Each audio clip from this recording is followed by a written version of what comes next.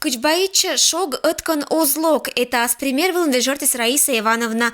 Неважен инкалын шогмис инсульт. А кыным калунан шорынжы кыч хозяйка ештис бертны больница шань керкун аркмис пожар. Причина это лалоис ращем проводка. Там что-то зашуршало, я испугалась, что делать. Ын ола нылы сордын, сочем елич каштылы шекыта. Тыд вылишникыр оз вунат мыщань аркмис ызьем.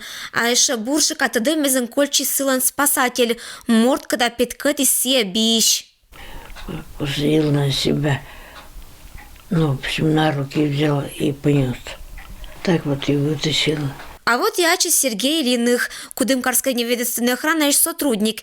Это сия кыскис Раиса Ивановна Асбиш. Сия рыта Сергей Бертис Магажиншань, кычсыдына котыртиса челядь и качмытиса шогмам пожарилищ. Сказали, вот там выше дом, и в окне виден огонь. Увидел, что вот огонь горит на втором этаже, и там бабушка. Силуэт. Видно, что бабушка, потому что темно было. Котыртын Сергей перетащурис керку, кыкат этаж вон сулали щекыт шиндук. Шурны квартира, а сразу эспет. Ыбыс вали подан сайн. Но повтом спасатель жугдис ыбыс и петкатис бич бабас.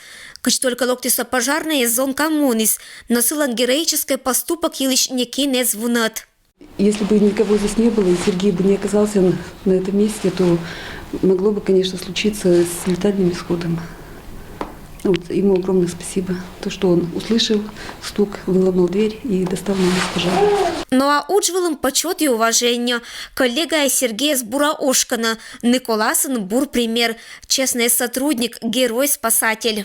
Сотрудник полиции всегда находится на боевом посту, как при исполнении служебных обязанностей, так и во внеслужебное время. Действия отличившегося сотрудника будут оценены руководством отдела полиции. Это Сергей Ильиныхлан немедуча героический поступок.